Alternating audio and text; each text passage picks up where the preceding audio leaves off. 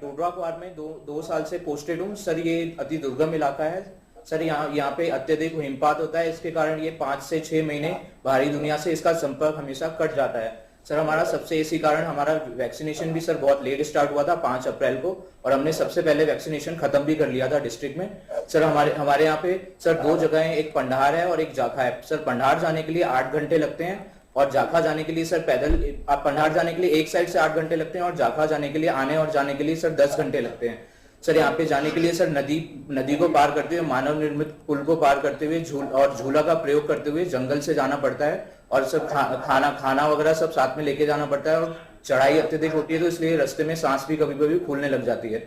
और सर यहाँ पहुंचने के बाद ये यहाँ पे इस जगह का सर हम किसी से कम्युनिकेशन भी नहीं कर सकते हैं, क्योंकि यहाँ पे सिग्नल वगैरह यहाँ पे कभी मौजूद नहीं होता है सर। હું મુખ્યમંત્રીજીનો બહુ બહુ આભાર કરવા માંગુ છું કે હું દુર્ગમ ઇલાકામાં પોસ્ટેડ છું ને અમને કદી એવું લાગ્યું પણ નહીં કે દર વખતે અમને મુખ્યમંત્રીજીનો સહયોગ મળ્યો હતો, તો એમના માટે હું બહુ બહુ આભાર પ્રકટ કરું છું। नहीं सर, जैसे जब ठंड आती है तो सर हमें कभी कभी मतलब चैलेंजेस भी फील करने पड़ते हैं कि जैसे पेशेंट को अगर रेफर करना है, जैसे हमारा नियर बाय रेफरल यूनिट है रोडू है, तो उसके लिए सर कम से कम हमें 10 घंटे मतलब पेशेंट को भेजना पड़ता है। तो सर ये थोड़ी हमारे यहाँ पे कठिनाइयाँ आती हैं, और सर इन चैलेंजों को फील करते हुए सर हम धीरे धीरे आगे बढ़ते गए थे सर। हमें मतलब वैक्सीनेशन से सर हमें कभी ऐसा फील नहीं हुआ कि हम दुर्गम इलाके में, तो हमारे लिए हमेशा से कोटा सीएमओ ऑफिस से और जगह से हमें हमेशा कोटा मिलता गया था, और हमें मतलब कोई भी दिक्कतों का सामना नहीं करना पड़ा था। और सर हमने ये पूरी कोशिश की थी कि हर गांव में एक हमने टीम भेजी थी ताकि वो लोकल लैंग्वेज में लोगों को समझा सके कि वैक्सीन का क्या यूसेज है, और वैक्सीन सबसे बड़ा कोरोना के प्रति हथियार है, ये समझाने के लिए हमारी एक टीम हर गांव में गई थी। उन्होंने लोकल लैंग्वेज में लोगों को समझाया था। और सर हमें एक दिक्कत सबसे ज्यादा हुई थी कि एंट्री कैसे करनी है कोविड वैक्सीनेशन के लिए, क्योंकि हमारे यहाँ नेट मौजूद नहीं था। तो सर हमारी एक टीम थी एक क्वार में, और दूसरी डॉक्टरों की टीम थी चड़गांव में, जो कि 75 किलोमीटर दूर है सर। वहां पे क्वार से ये लोग एक व्यक्ति का नाम, नंबर, मोबाइल नंबर सब टेलीफोनिकली बताते थे। फॉर एग्जांपल अगर 100 लोगों को वैक्सीन लगानी है तो 100 लोगों को ऐसे टेलीफोनिकली बताते थे। और जो दूसरी डॉक्टरों की टीम थी सर, वो रजिस्टर में एक नाम, मोबाइल नंबर, फोन नंबर सब लिखती थी, और उसके बाद वो कोविन ऐप में चढ़ाती थी। सर कभी कभी दिक्कत ये हो जाती थी कि सिग्नल ही नहीं है, तो हमें ये पता ही नहीं चलता था कि कितनी वैक्सीन लगी है, तो हम वो अगले दिन एंट्री कराते थे। और सर कभी ये दिक्कत होती थी कि मतलब सिग्नल तो है मगर हमें सुनाई नहीं दे रहा है, तो कुछ लोगों की एंट्री हो जाती थी, कुछ लोगों की फिर हम अगले दिन जाके एंट्री कराते थे। और सर मैं आउटसाइडर हूँ हिमाचल से, तो मुझे हिमाचल की सर सबसे अच्छी बात ये लगी कि यहाँ पे छोटे से लेके बड़े अधिकारी तक आप किसी से भी मिलते हैं, हर कोई हाथ जोड़ के नमस्ते करता है। कोई मॉडर्न कल्चर और इतना नहीं है, हमारे संस्कार यहाँ पे मौजूद हैं।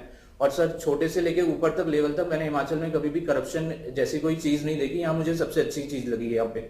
और सर हमें पूरा सहयोग मिला था हर डिपार्टमेंट से। और सर सबसे अच्छा मैं एक पर्सनल एक्सपीरियंस शेयर करना चाहूंगा सर। यहाँ पे अगर किसी भी नेता और किसी से भी मिलना होता है तो बाकी जगह जाते हैं तो पीए वगैरह से कांटेक्ट करना पड़ता है, लाइन में लगना पड़ता है, बहुत सारे प्रोसेस होते हैं। बट सर मैं एक बार पर्टिकुलर यहाँ के डिप्टी स्पीकर हैं हंसराज जी, उनसे मिलने गया था, तो मुझे सीधे फोन करके बोला आप आके मिल सकते हो। कोई प्रोसेसर नहीं था और कुछ नहीं था, और मैं सीधे उनसे जाके मिलके और अपनी जो बातें थी उन पे रख पाया। और सेम प्रोसेसर सर ये मुख्यमंत्री जी के भी साथ है। तो सर ये मुझे बहुत अच्छा लगा कि प्रदेश में शांति का प्रतीक है और ये अच्छी चीज है। सर तुम्हारा बहुत बहुत आभार, हमने मोटिवेट कर। राहुल, आप कच्छ छोड़ करके यहाँ कैसे पहुंच गए? सर उसके पीछे भी सर एक इंटरेस्टिंग स्टोरी है सर। मैंने कभी पहाड़ वगैरह देखे नहीं थे, तो मैंने सोचा कि पहाड़ में जाता हूँ। तो फिर मैंने सोचा सब जगह हिमाचल में पहाड़ है, तो डोडरा क्वार में भी पहाड़ ही होंगे। तो और फिर मुझे पता चला कि ये टफ एरिया है, तो मैंने सोचा कि ये टफ एरिया में अगर मैं कर सकता हूँ, अगर प्रैक्टिस कर सकता हूँ अच्छे से, तो मैं बाकी एरिया में भी कर सकता हूँ। और ये मेरे लिए अपने आप में एक चैलेंज था जिसको मैंने सर कोशिश की मतलब पूरा करने के लिए। तो पढ़ाई कहाँ पर की? सर मैंने रशिया से की थी, स्मॉलेंस से। अच्छा, और उसके बाद आप हिमाचल में कब आए? सर मैं हिमाचल में सर ये 14/6/2019 को आया था। उससे पहले सर मैं दिल्ली में सर कस्तूरबा गांधी में 9 महीने मैंने जेआरशिप की थी पीडियाट्रिक्स में। तो रेगिस्तान की गर्मी और हिमाचल की ठंडी, ये बराबर सेट हो गए आप? हाँ सर, धीरे धीरे सर स्टार्टिंग में तो काफी दिक्कतें आई थी, मगर धीरे धीरे मैं सेट हो गया था। जैसे ठंडियों में सर बहुत दिक्कतें आ जाती हैं कि मतलब सब जगह बर्फ ही बर्फ होता है, तो मतलब उस टाइम पे बहुत दिक्कतें आ जाती हैं। तो कच्छ के लोगों को हिमाचल देखने के लिए बुलाते हो कि नहीं बुलाते हो? यस सर, मैं जब पहली बार आया था तो अपने फादर को भी साथ में लेके आया था, तो वो तो मतलब डर भी गए थे। जैसे ही चंसल घाटी में बैठे तो वो तो सर गाड़ी में भी पीछे बैठ गए, बोला कि इतनी छोटी ये जगह मैं नहीं देख सकता, तो मतलब डर भी गए थे, मगर फिर फाइनली वो आ भी गए थे। और सर मेरे फ्रेंड्स भी आते हैं। हिमाचल के लोगों को कच्छ का रणोत्सव दिखाया कि नहीं दिखाया? नहीं सर, मगर सर मैं कोशिश करूंगा रणोत्सव में मतलब साथ में लोगों को, फ्रेंड्स को ले जाने के लिए। अच्छा राहुल, मैं हिमाचल से बहुत परिचित हूँ, मैं इस इलाके को Yes, भी sir. जानता हूँ, बड़ा दुर्गम Yes, है sir. और सिरमौर Yes, के इंटीरियर जाता है तो और दुर्गम है। हाँ सर। अब देश में ये चर्चा होती है कि इतनी मुश्किल परिस्थितियों के बावजूद भी हिमाचल में वैक्सीन वेस्टेज ना के बराबर है। हाँ सर। बड़ा सर, ही उसका सर- कौन से इसके आप सभी ने ये कैसे सुनिश्चित किया? सर इसके लिए हमने सर सबसे पहले ये किया था कि हम जैसे जिस एरिया में वैक्सीन लगाना है तो आशा वर्कर और आंगनवाड़ी वर्कर से हम पहले फीडबैक ले लेते थे, क्योंकि सर कुछ लोग होते हैं भेड़ चालक हैं, तो वो मतलब यहाँ से वहां घूमते रहते हैं, और जैसे कुछ लोग हैं मतलब डोगरी और मतलब खेतों में जा रहे होते हैं, तो पहले हम एक दिन पहले इन्फॉर्म करके और उन्हें डाटा कलेक्ट कर लेते थे कि कितने लोग पहुंचने वाले हैं, क्योंकि हमारे कुछ सर एरिया ऐसे हैं कि अगर वैक्सीन लगा दी तो हम अगले दिन वापस भी नहीं ला सकते हैं, तो हम उस हिसाब से एकदम एडजस्ट करके उतनी ही वैक्सीन लेके जाते थे कि मतलब कोई भी जीरो वेस्टेज ना हो पाए। तो सर हम इस हिसाब से करते थे। नहीं, आपने एक्चुअली वायर में 11 डोज होते हैं, Yes, sir. ऑफिशियली तो 10 बताते हैं लेकिन 11 होते हैं। Yes sir. 11 डोज का उपयोग करने का प्रयास हुआ है क्या? यस सर, ज्यादातर हमने यही कोशिश की कि मतलब 11 डोज मतलब इस्तेमाल हो। सर हमारी क्योंकि ज्यादातर कोशिश यही थी। अगर हम बहुत ही प्रोफेशनल वे में इस काम को करें, यस सर। 11 के 11 डोज सही उपयोग करें तो हाँ, सर। 10% खर्चा कम हो सकता है वैक्सीनेशन का। यस सर, हमारी ज्यादातर सर ये कोशिश यही थी और सर यही हुआ है सर हमारे यहाँ पे ज्यादातर, मैक्सिमम सर।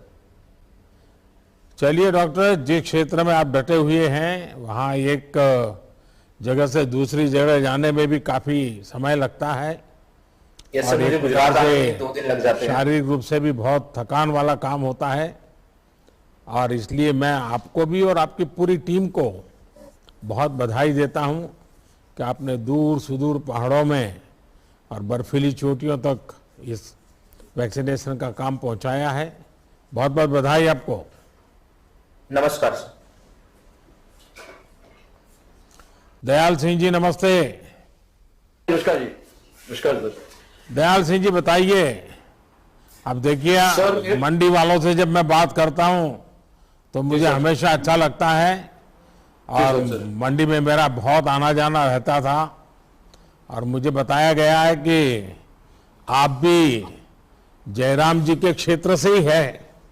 जी सर। जी सर। जयराम जी प्रदेश को नेतृत्व दे रहे हैं और आप टीकाकरण को अपने गांव में सफल बनाने में जुटे हैं। जी सर। जी सर। लगता है सराजियों ने पूरा जिम्मा अपने कंधे पर ले लिया है। जी सर। जी सर। हाँ बताइए। जी सर, मैं पहले 2006 से 11 तक प्रधान भी रहा अपने थुनाग पंचायत से। बलझाड़ पंचायत हमारी बढ़ती सर। तो उसके बाद हम अभी 60 साल से ऊपर हो गए, हमने भी अपने आप को टीका कराया। लोगों को डर लग रहा था कि टीका कैसे कराएं, ना जाएं। लोगों को मोटिवेट किया गांव गांव जा करके सबको, जो हमने अपना टीका करा करके उनको बताया कि हम स्वस्थ है, सब कुछ ठीक है, तो लोग जो है धीरे धीरे टीकाकरण की तरफ आने लगे। ये थुनाग तो मंडी से काफी दूर पड़ता है। जी सर। वहां आप जैसे साथियों को टीका लगवाने में किस तरह की चुनौतियां आई और कैसे सर, आपने उनको दूर किया? कोई चुनौती नहीं आई सर। इसमें हमारे जो स्वास्थ्य विभाग के कर्मचारी अधिकारी गण जो है इन्होंने बड़ा सहयोग किया, और हमारे दूसरे कर्मचारियों अधिकारियों ने भी बड़ा सहयोग दिया। इसमें हम जो है इसमें सफल रहे सर। अच्छा, ये कठिनाई तो थी आप कहे मानते नहीं हो। अब देखिए देश में टीकाकरण को लेकर बहुत सारी अफवाहें चलाई गई, लोगों को में अविश्वास पैदा हुआ, यहाँ तक के खेल किए गए। अब ऐसे में गांव के व्यक्ति को समझाना जरूर कुछ तो दिक्कत आई होगी। नहीं, पहले तो दिक्कत आई। कुछ लोगों ने भ्रांतियां फैलाई कि इस टीकाकरण से ये हो जाएगा वो हो जाएगा, लेकिन हमने उनको ठीक ढंग से समझाया कि इसमें कुछ नहीं होता है। अब हमने भी खुद टीका लगाया और उनको भी टीका कराया। अब जो है लोग धीरे धीरे जो है आने शुरू हो गए, और माननीय मुख्यमंत्री जी का तो बहुत इसमें सहयोग रहा, आपका भी हम बहुत आदर करते हैं, जिसने आपने देश को इतना चलाया और देश पहले नंबर पर रहा और हिमाचल प्रदेश जो है पहले टीकाकरण में पहले नंबर पर रहा सर। इसके लिए हम आपके आभारी हैं। देखिए दयाल जी, आपके माता पिता ने आपके अंदर बचपन से ही ये गुण देखे हैं। दयालु है आप, इसलिए आपका नाम भी दयाल रख लिया है। जी सर। देखिए आप सभी सचमुच में बहुत प्रशंसनीय काम कर रहे हैं और तभी इस प्रकार की सफलता हिमाचल को मिल पा रही है और एक टीम बनकर के काम किया। ये मैं देख रहा हूं कि डॉक्टर हो, सरकारी डिपार्टमेंट हो, मुख्यमंत्री हो, सबने एक टीम बनकर के काम किया है। अब देखिए पहले डोज में तो सफलता पाई है, अब दूसरी डोज के लिए भी हमें जरा भी ढीला नहीं पड़ना है। जी सर। और जब मैं मंडी वालों से बात करता हूं तो मैं तो कहूंगा ही, अब मंडियाड़ी धाम का स्वाद मैं मिस कर रहा हूं। सर मंडी को तो आप दूसरा घर मानते हैं, ये पहले से हमें मालूम है सर। आप यहाँ प्रभारी रहे और अच्छे तरीके से आपने देश को भी संभाला है। हम आप पर पूरा भरोसा रखते हैं कि आगे भी आपको भगवान लंबी आयु दे और इस देश को संभाले। मुझे पूरा भरोसा है कि आज भी ये मंडियाड़ी धाम का स्वाद वैसा ही रहता होगा। जी सर। जी सर। चलिए आपको बहुत बहुत शुभकामनाएं। Thank you sir. आइए अब निर्मा देवी से ये बात करते हैं। नमस्ते निर्मा सर। जी नमस्ते। निर्मा जी, जिस इलाके में आप काम करती हैं वो तो एक जी प्रकार सर। से तीर्थों की धरती है। वहां मणिकर्ण भी है और मलाना जैसा प्राचीन देव गणतंत्र भी है। मलाना में टीकाकरण को लेकर आपके कई विशेष अनुभव रहे होंगे, क्योंकि मलाना एक विशिष्ट प्रकार का है। मैं स्पेशली मलाना देखने के लिए गया था, वहां के विषय में इतना सुना था, तो मैं जानना चाहूंगा आपके अनुभव क्या रहा। सर मलाना में अपना जमदग्नि ऋषि का आदेश के बिना कोई भी कार्य नहीं किया जा सकते। तो मलाना एक बहुत पुराना गांव है सर। यहाँ पे अपना ही कानून चल रहा है, बाहर से किए गए आदेश को नहीं माने जाते सर। अच्छा, मलाना ही नहीं, कुल्लू सहित हिमाचल के हर कोने में देवी देवताओं में बहुत विश्वास है। देवता जी से जुड़े लोगों में ने टीकाकरण में आपकी मदद की या सवाल पूछे शुरू में? जी सर, जमदग्नि ऋषि से आदेश लिया हमने।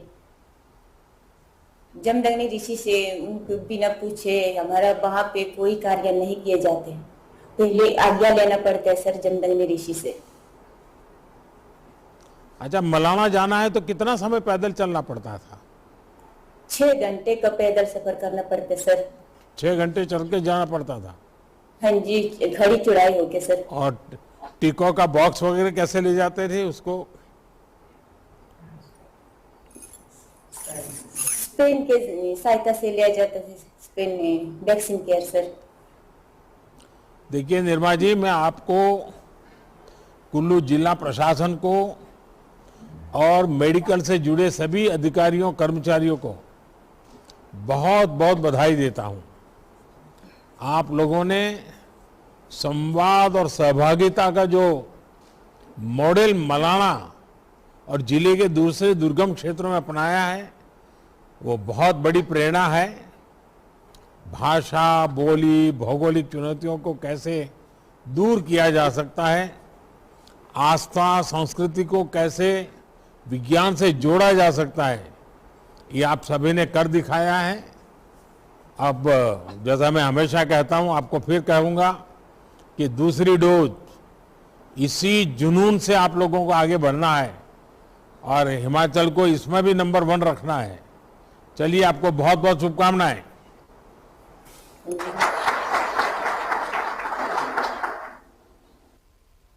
चलिए, आज बुजुर्ग माता जी के मुझे आशीर्वाद लेने का मौका मिल रहा है हमीरपुर से। नमस्कार जी। और बत हाँ मेरा नाम निर्मला देवी है। कृष्णा नगर में मैं रहती हूँ, वार्ड नंबर 2। 84 साल की मेरी आयु है, लक्ष्मण गली में रहती हूँ। माता जी, आपका स्वास्थ्य कैसा है? स्वास्थ्य ठीक है। उम्र के लिहाज से तो आप जानते ही हैं कि मेरे दर्द होती है, चला नहीं जाता। अच्छा, आपका वैक्सीन हो गया? हाँ जी, हाँ। कब हो गया। किया और पहला कहाँ मेरा किया था? पहले हुआ था सरकारी अस्पताल में, अच्छा। मेरे को कोई तकलीफ नहीं हुई। हम्म। दूसरा घर में हुआ। अच्छा। टीम आई थी, टीम ने टीका लगाया, कोई हमें बुखार या दर्द या कुछ भी नहीं हुआ, ठीक ठाक अच्छी हूँ मैं। तो बच्चे और एक बार आपके संतान बार आपको ले गए अस्पताल? हाँ, एक आपको बात बताऊं, जो दूसरा टीका लगा ना मेरे को, मेरे बाजू में दर्द थी, वो थोड़ी कम हो गई। अच्छा, हाँ यानी आपको एक्स्ट्रा बेनिफिट हो गया। हाँ, तो टीका लगाना चाहिए और जरूर लगाना चाहिए, हाँ। इसमें कोई नुकसान नहीं है। चलिए, आपको तो डबल फायदा हुआ है, पुराना हाँ। दर्द भी चला गया आपका तो। हाँ जी, ऐसा है। चलिए माता जी, मैं कोविड से सुरक्षा के साथ साथ आपके बेहतर स्वास्थ्य के लिए भी हिमाचल की देवभूमि को भी प्रणाम करता हूं और प्रार्थना भी करता हूं। केंद्र और हिमाचल प्रदेश की सरकार आप सभी साथियों के लिए जी हर संभव मदद देने की कोशिश कर रही है। जी हाँ, आयुष्मान करनी भारत चाहिए। योजना हो या फिर हिमाचल प्रदेश की सहारा योजना, ये जी गंभीर बीमारियों की स्थिति में बहुत कारगर सिद्ध हो रही है। जी इनका लाभ ज्यादा से ज्यादा लोगों को मिले, हर जरूरतमंद को मिले, इसके लिए भी सरकार के प्रयास जारी हैं। माता जी, आपको प्रणाम, आपके परिवार के सबको प्रणाम, बहुत बहुत धन्यवाद। मेरा आप लोगों को और मेरी तरफ से आप लोगों को बहुत बहुत प्यार। मेरा और तरफ से कोई गलती भी हुए तो मुझे क्षमा कर देना। अरे माँ, आपके तो आशीर्वाद चाहिए हमें। आशीर्वाद मेरा साथ है आपके, हाँ। आपके साथ है। सबको हम बोलते हैं कि टीका लगवाओ, लगाना चाहिए, इसमें हमें फायदा है। गवर्नमेंट ने हमको इतनी हिफाजत के लिए टीका बताया और इतने टीके आए हैं हिमाचल में कि कमी नहीं हुई, किसी चीज की कमी नहीं हुई। आपके बहुत दया है, आपका बहुत बहुत धन्यवाद है। मुख्य प्रधानमंत्री आपको, आप मुख्य प्रधानमंत्री को देना नहीं हम दे सकते,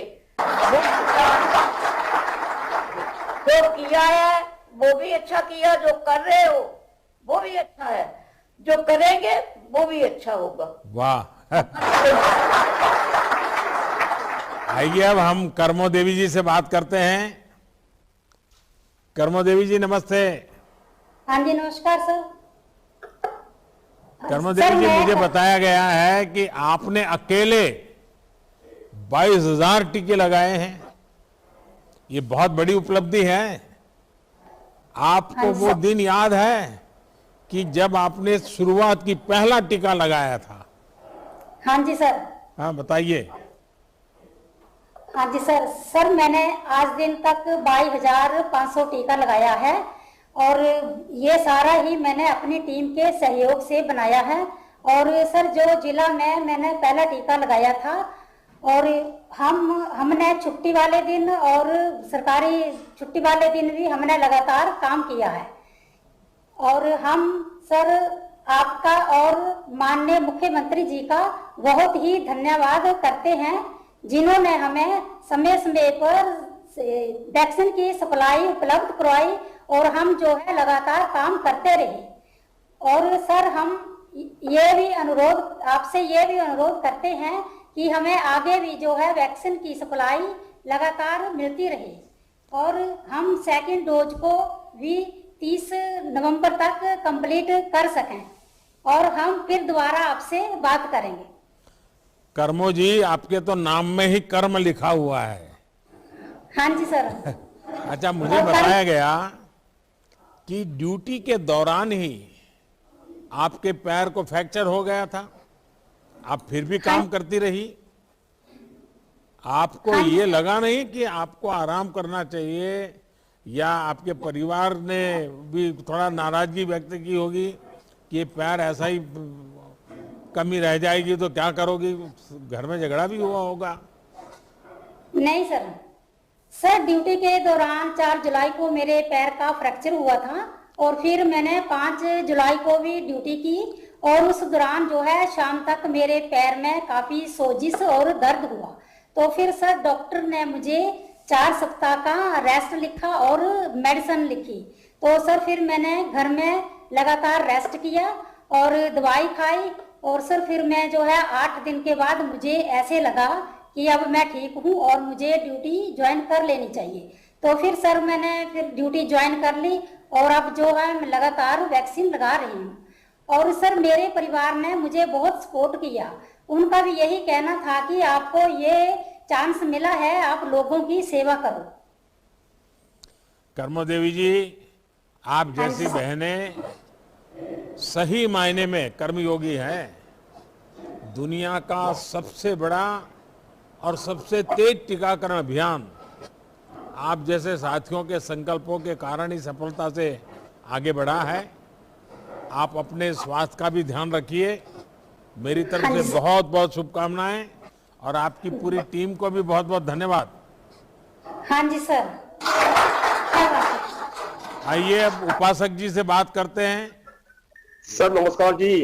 उपासक जी नमस्ते। तो नमस्कार जी। कैसे हैं आप? बहुत बढ़िया है सर। अच्छा, उपासक जी बताइए कि सबसे पहले मैं जानना चाहूंगा कि आपने खुद ने वैक्सीन की दोनों डोज लगवा दी और लगा दी। डोज लगवाई तो आपको कोई समस्या हुई, क्या हुआ, कैसा रहा? नहीं, ऐसा कुछ भी समस्या नहीं हुआ सर। जब मेरे दोनों डोज में कुछ भी नहीं हुआ। मेडिकल वाले बोलते थे कि कुछ आपको बुखार आ सकता है या कुछ हो सकता है, लेकिन ऐसा मेरा को कुछ भी नहीं हुआ जी। तो मैं फिर वही बातें लोगों को बताया कि भाई ऐसा कुछ भी नहीं, आप ही बढ़ चढ़ के आए जी आगे। देखिए उपासक जी, आपका तो सासुर घोंपा एक आस्था का बहुत ही महत्वपूर्ण स्थान है। जी जी। और मैं जानना चाहूंगा जी। कि अपनी इस भूमिका का उपयोग, क्योंकि कभी कभी आध्यात्मिक पुरुषों के द्वारा संदेश जाता है तो बात बहुत तेजी से पॉजिटिव हो जाती है। आपने अपनी इस भूमिका का उपयोग टीकाकरण अभियान में कैसे किया? सर लोगों के मन में जो संदेह थे, अफवाहें फैल चुकी थी और थोड़ा मन आशंकित रहता है, तो कोई धर्मगुरु कहता है तो जरा गले उतर जाता है, तो वो सारी आशंकाएं क्या थी? जब हमारे घाटी में पहली बार कोरोना आया जी, फिर लोग मतलब समाज से बिल्कुल कट ऑफ हो गए जी। लोगों का घर से बाहर निकलना मुश्किल हो गया। जो हमारे जितने भी मंदिर गुम्फा थे सब बंद हो गए जी। लोगों का जो सामाजिक सरोकार, मिलना जुलना सब कुछ बंद हो गया था जी। तब उसके बाद आपके कृपा से जब भारत का अपना वैक्सीन बना जी, तो वैक्सीन आने पर भी लोग इतना आशंकित और भ्रमित थे कि अभी इसको हमने नहीं लगाना है, इससे कहीं कोई दूसरा बीमारी ना फैल जाए।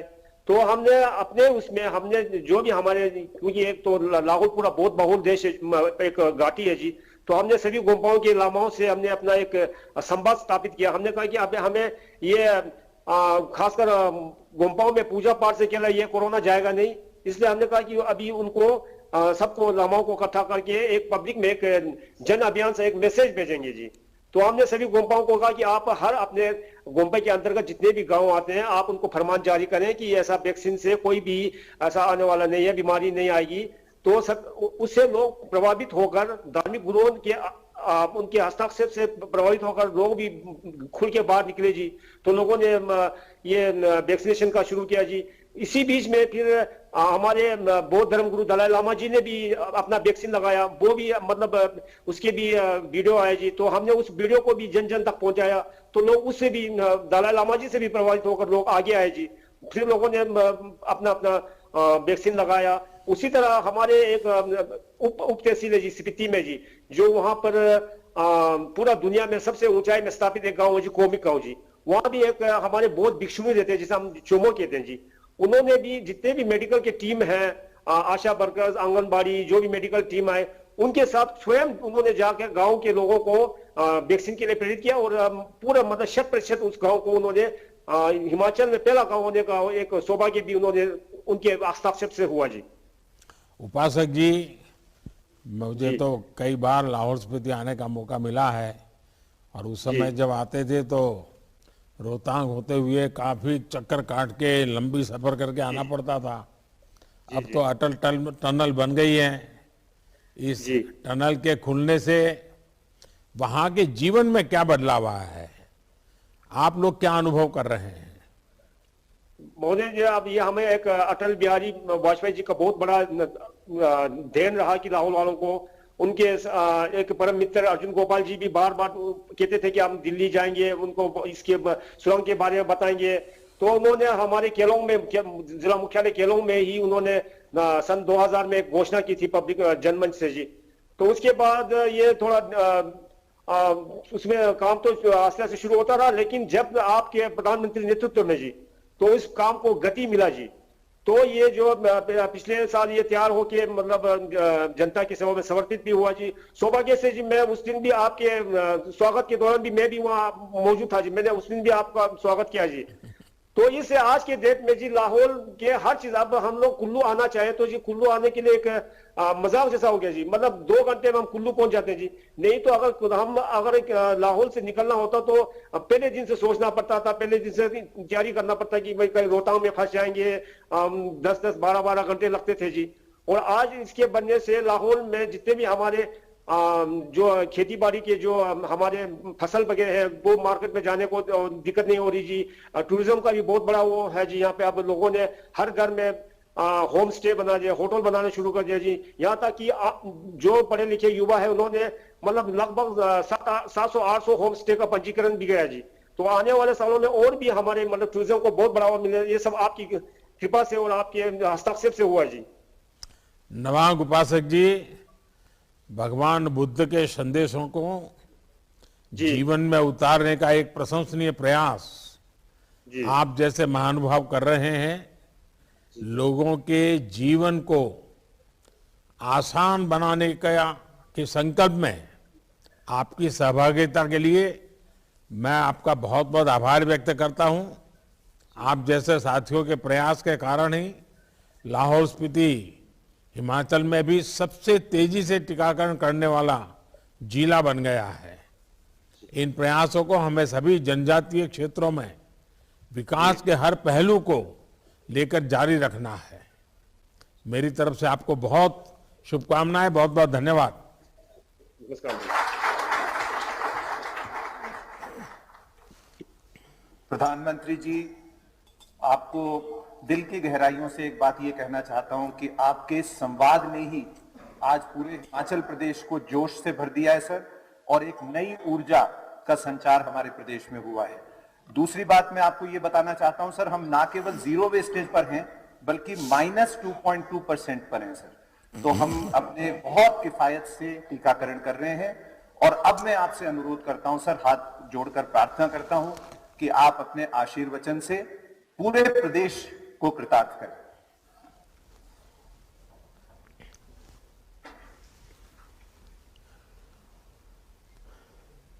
हिमाचल प्रदेश ने आज एक प्रधान सेवक के नाते ही नहीं बल्कि एक परिवार के सदस्य के नाते भी मुझे गर्व का अवसर दिया है। मैंने छोटी छोटी सुविधाओं के लिए संघर्ष करते हिमाचल को भी देखा है और आज विकास की गाथा को लिख रहे हिमाचल को भी देख रहा हूं।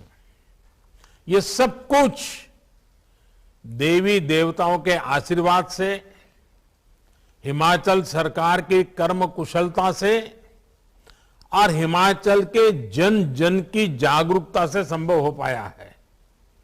मैं फिर एक बार जिन जिन से मेरा संवाद करने का अवसर मिला और जिस प्रकार से सबने बातें बताई, इसके लिए मैं उनका तो आभार व्यक्त करता हूं, मैं पूरी टीम का आभार व्यक्त करता हूं। हिमाचल ने एक टीम के रूप में काम करके अद्भुत सिद्धि प्राप्त की है।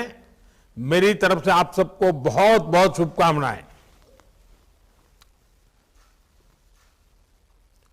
हिमाचल प्रदेश के राज्यपाल श्रीमान राजेंद्र आर्लेकर जी,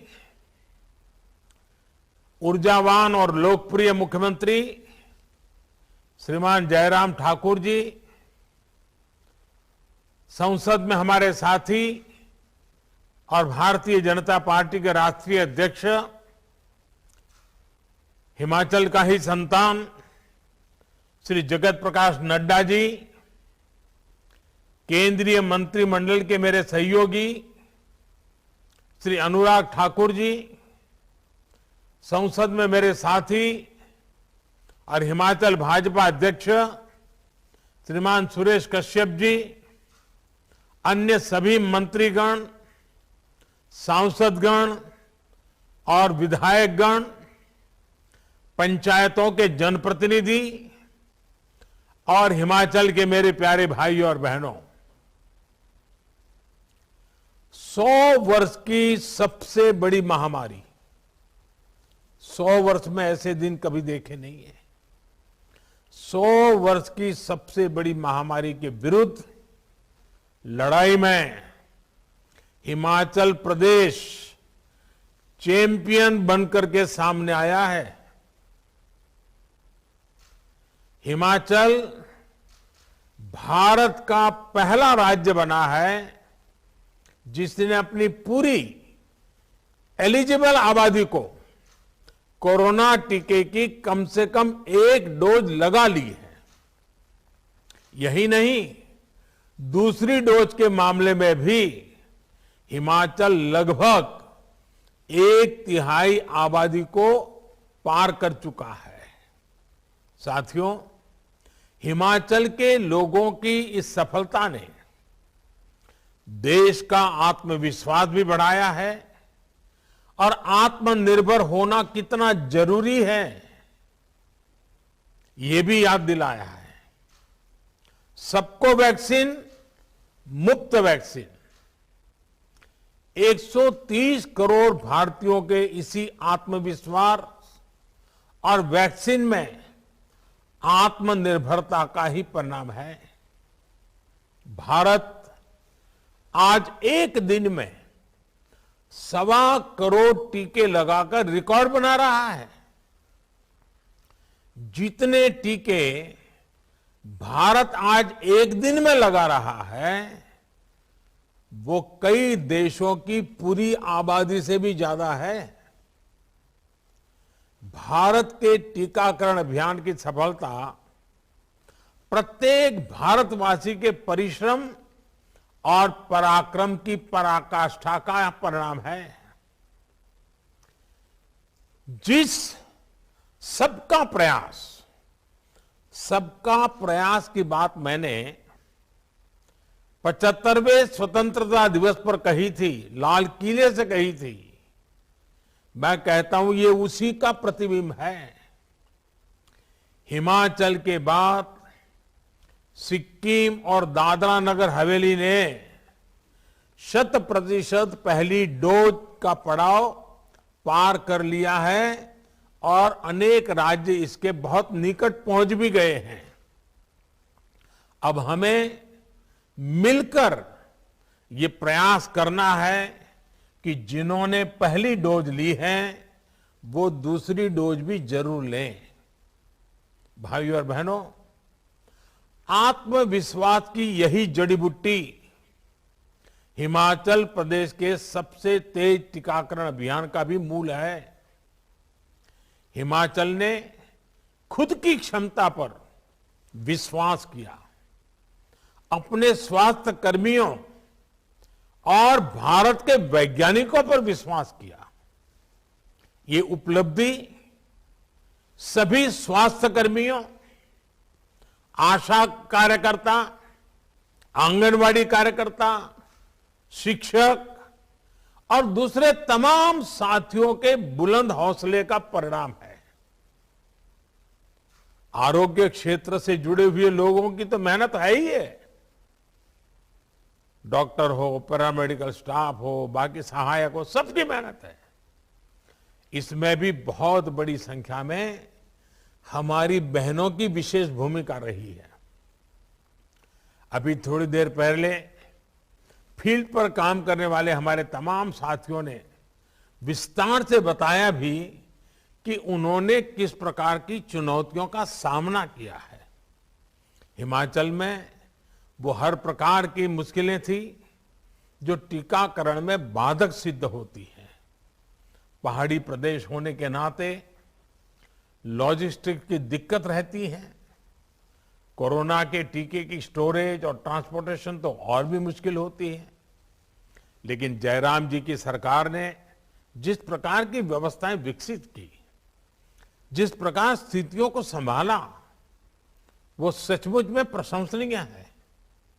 इसलिए हिमाचल ने सबसे तेज टीकाकरण टीके की वेस्टेज किए बिना, ये बहुत बड़ी बात है, इस काम को सुनिश्चित किया है। साथियों, कठिन भौगोलिक परिस्थितियों के साथ साथ जन संवाद और जन भागीदारी भी टीकाकरण की सफलता का बहुत बड़ा पहलू है। हिमाचल में तो पहाड़ के इर्द गिर्द बोलियां तक पूरी तरह से बदल जाती हैं। ज्यादातर हिस्सा ग्रामीण है, जहां आस्था जीवन का एक अटूट हिस्सा है। जीवन में देवी देवताओं की भावात्मक उपस्थिति है। थोड़ी देर पहले कुल्लू जिला के मलाना गांव की बात यहां हमारी बहन से ने बताई। मलाना ने लोकतंत्र को दिशा देने में, ऊर्जा देने में हमेशा से अहम भूमिका निभाई है। वहां की टीम ने विशेष कैंप लगाया। स्टार्स पेन से टीके का बॉक्स पहुंचाया और वहां के देव समाज से जुड़े महत्वपूर्ण व्यक्तियों को विश्वास में लिया। जन भागीदारी और जन संवाद की ऐसी रणनीति शिमला के डोडराकार, कांगड़ा के छोटा बड़ा, भंगाल, किन्नौर, लाहौल स्पीति और पांगी भरमौर जैसे हर दुर्गम क्षेत्र में भी काम आई। साथियों, मुझे खुशी है कि लाहौल स्पीति जैसा दुर्गम जिला हिमाचल में भी 100% पहली डोज देने में अग्रणी रहा है। ये वो क्षेत्र हैं जो अटल टनल बनने से पहले महीनों महीनों तक देश के बाकी हिस्सों से कटा रहते थे। आस्था, शिक्षा और विज्ञान मिलकर कैसे जीवन बदल सकते हैं, ये हिमाचल ने बार बार कर दिखाया है। हिमाचल वासियों ने किसी भी अफवाह को, किसी भी अपप्रचार को टिकने नहीं दिया। हिमाचल इस बात का प्रमाण है कि देश का ग्रामीण समाज किस प्रकार दुनिया के सबसे बड़े और सबसे तेज टीकाकरण अभियान को सशक्त कर रहा है। साथियों, तेज टीकाकरण का लाभ हिमाचल के टूरिज्म उद्योग को भी होगा, जो बड़ी संख्या में युवाओं के रोजगार का माध्यम है। लेकिन ध्यान रहे, मास्क और 2 गज की दूरी का मंत्र हमने टीके के बावजूद भूलना नहीं है। हम तो हिमाचल के लोग हैं, हमें मालूम है स्नोफॉल बंद हो जाता है, उसके बावजूद भी हम जब चलने के लिए निकलते हैं तो बराबर संभल संभल करके पैर रखते हैं। हमें पता है ना, स्नोफॉल बंद होने के बाद भी संभल करके चलते हैं। बारिश के बाद भी आपने देखा होगा, बारिश बंद हो गई होगी, छाता बंद कर दिया, लेकिन पैर संभल के रखते हैं। वैसे ही इस कोरोना महामारी के बाद जो बातों को संभालना है वो संभालना ही है। कोरोना काल में हिमाचल प्रदेश बहुत से युवाओं के लिए work from home, work from anywhere इसका पसंदीदा डेस्टिनेशन बन गया। बेहतर सुविधाओं, शहरों में बेहतर इंटरनेट कनेक्टिविटी का हिमाचल को बहुत लाभ मिल रहा है। भाई और बहनों, कनेक्टिविटी से जीवन और आजीविका पर कितना सकारात्मक असर पड़ता है, ये इस कोरोना काल में भी हिमाचल प्रदेश ने अनुभव किया है। कनेक्टिविटी चाहे रोड की हो, रेल की हो, हवाई कनेक्टिविटी हो या फिर इंटरनेट कनेक्टिविटी, आज देश की ये सबसे बड़ी प्राथमिकताएं हैं।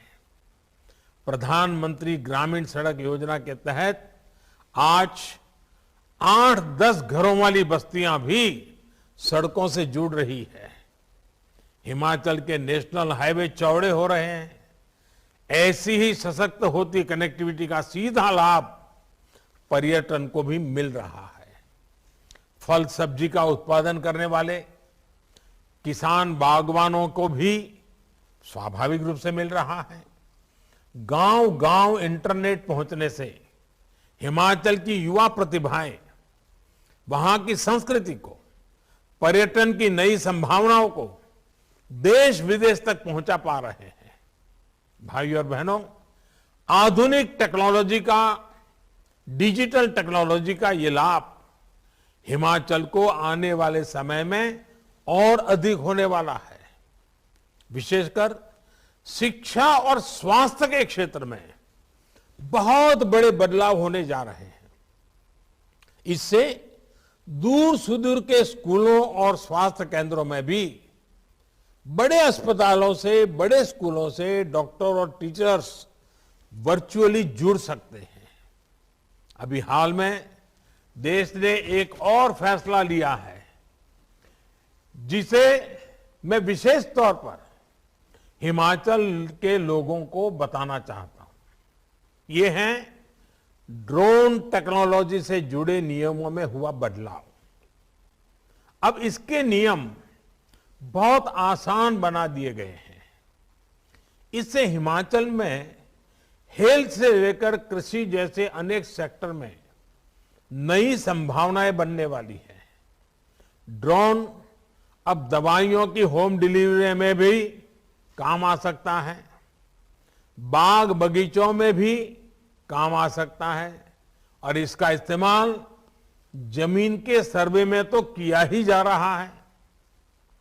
मैं समझता हूं ड्रोन टेक्नोलॉजी का सही इस्तेमाल हमारे पहाड़ी इलाकों के लोगों का पूरा जीवन बदल सकता है। जंगलों की सुरक्षा और संरक्षण के लिए भी हिमाचल में ड्रोन टेक्नोलॉजी का बहुत इस्तेमाल हो सकता है। केंद्र सरकार की निरंतर ये कोशिश है कि आधुनिक टेक्नोलॉजी का ज्यादा से ज्यादा उपयोग सरकारी सेवाओं में भी हो। भाई और बहनों, हिमाचल आज तेज विकास के पथ पर अग्रसर है, लेकिन प्राकृतिक आपदाएं भी आज हिमाचल के लिए बड़ी चुनौती बन रही है। बीते दिनों अनेक दुर्भाग्यपूर्ण घटनाओं में हमें अनेक साथियों को खोना पड़ा है। इसके लिए हमें वैज्ञानिक समाधानों की तरफ तेजी से आगे बढ़ना होगा। लैंडस्लाइड को लेकर अर्ली वार्निंग सिस्टम से जुड़ी रिसर्च को प्रोत्साहित करना होगा। यही नहीं, पहाड़ी क्षेत्रों की जरूरतों को देखते हुए कंस्ट्रक्शन से जुड़ी टेक्नोलॉजी में भी नए इनोवेशंस के लिए अपने युवाओं को हमें प्रेरित करते रहना है। साथियों, गांव और कम्युनिटी को जोड़ने के कितने सार्थक परिणाम मिल सकते हैं, इसका बड़ा उदाहरण जल जीवन मिशन है। आज हिमाचल के उन क्षेत्रों में भी नल से जल आ रहा है जहां कभी ये असंभव माना जाता था। यही अप्रोच वन संपदा को लेकर भी अपनाई जा सकती है। इसमें गांव में जो हमारी बहनों के स्वयं सहायता समूह है, उनकी भागीदारी को बढ़ाया जा सकता है। विशेष रूप से जड़ी बूटियां, सलाद, सब्जियों को लेकर हिमाचल के जंगलों में बहुत संभावना है, जिनकी डिमांड निरंतर बढ़ती जा रही है। इस संपदा को हमारी परिश्रमी बहनें वैज्ञानिक तरीकों से कई गुना बढ़ा सकती है। अब तो ई कॉमर्स के नए माध्यम से हमारी बहनों को नए तरीके भी मिल रहे हैं। इस 15 अगस्त को मैंने लाल किले से कहा भी है कि केंद्र सरकार अब बहनों के स्वयं सहायता समूहों के लिए विशेष ऑनलाइन प्लेटफॉर्म बनाने वाली है। इस माध्यम से हमारी बहनें देश और दुनिया में अपने उत्पादों को बेच पाएगी। सेब, संतरा, किन्नू, मशरूम, टमाटर, ऐसे अनेक उत्पादों की हिमाचल की बहनें देश के कोने कोने में पहुंचा पाएगी। केंद्र सरकार ने 1 लाख करोड़ रुपए का एक विशेष एग्री इंफ्रास्ट्रक्चर फंड भी बनाया है। बहनों के स्वयं सहायता समूह हो, किसान उत्पादक संघ हो, वो इस फंड की मदद से अपने गांव के पास ही कोल्ड स्टोरेज या फिर फूड प्रोसेसिंग यूनिट लगा सकते हैं। इससे अपने फल सब्जी के भंडारण के लिए उनको दूसरों पर निर्भर नहीं रहना पड़ेगा। हिमाचल के परिश्रमी हमारे किसान, बागवान इसका अधिक से अधिक लाभ उठाएंगे, इसका मुझे पूरा विश्वास है। साथियों, आजादी के अमृत काल में हिमाचल के किसानों और बागवानों से एक और आग्रह मैं करना चाहता हूं। आने वाले 25 सालों में क्या हम हिमाचल की खेती को फिर से ऑर्गेनिक बना देने के लिए प्रयास कर सकते हैं? धीरे धीरे हमें केमिकल से अपनी मिट्टी को मुक्त करना है। हमें ऐसे भविष्य की तरफ बढ़ना है जहां मिट्टी और हमारे बेटे बेटियों का स्वास्थ्य उत्तम रहे। मुझे हिमाचल के सामर्थ्य पर विश्वास है, हिमाचल की युवा शक्ति पर विश्वास है। जिस प्रकार सीमा की सुरक्षा में हिमाचल के नौजवान आगे रहते हैं, उसी प्रकार मिट्टी की सुरक्षा में भी हमारे हिमाचल का हर गांव, हर किसान अग्रणी भूमिका निभाएंगे। हिमाचल असाध्य को साधने की अपनी पहचान को सशक्त करता रहे। इसी कामना के साथ फिर एक बार आप सभी को बहुत बहुत बधाई। हिमाचल संपूर्ण टीकाकरण के लक्ष्य को भी देश में सबसे पहले हासिल करें, इसके लिए अनेक अनेक शुभकामनाएं। आज मैं सभी देशवासियों को कोरोना से सतर्क रहने का फिर आग्रह करूंगा। अब तक लगभग 70 करोड़ वैक्सीन डोज लगाई जा चुकी हैं। इसमें देश भर के डॉक्टरों, नर्सेस, आंगनवाड़ी, आशा बहनों की, स्थानीय प्रशासन, वैक्सीन मैन्युफैक्चरिंग कंपनियां और भारत के वैज्ञानिकों की बहुत बड़ी तपस्या रही है। वैक्सीन तेजी से लग रही है, लेकिन हमें किसी भी तरह की उदासीनता और लापरवाही से बचना है। और मैं डे 1 से एक मंत्र बोल रहा हूं, दवाई भी कड़ाई भी, दवाई भी कड़ाई भी के मंत्र को हमें भूलना नहीं है। एक बार फिर हिमाचल के लोगों को अनेक अनेक शुभकामनाएं। बहुत बहुत धन्यवाद।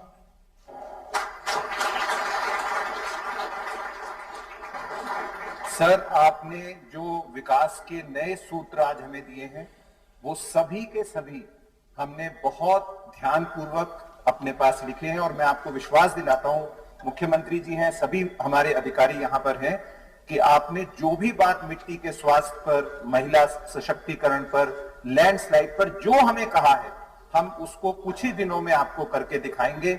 चाहे ड्रोन टेक्नोलॉजी हो, चाहे बाकी चीजें जो आपने कही है सर, हमने ध्यानपूर्वक इन पर हम काम करेंगे। सर आपको एक चीज और बता दूं, ये हिमाचल प्रदेश का स्वर्ण जयंती वर्ष है सर, और आज के ये दिन हिमाचल प्रदेश के स्वर्ण जयंती वर्ष में स्वर्णाक्षरों से लिखा जाएगा। मैं आपका बहुत बहुत धन्यवाद करता हूं सर, कि आपने आज हमें अपने आशीर्वचनों से कृतार्थ किया और हमें विकास की एक नई दिशा दिखाई। धन्यवाद सर।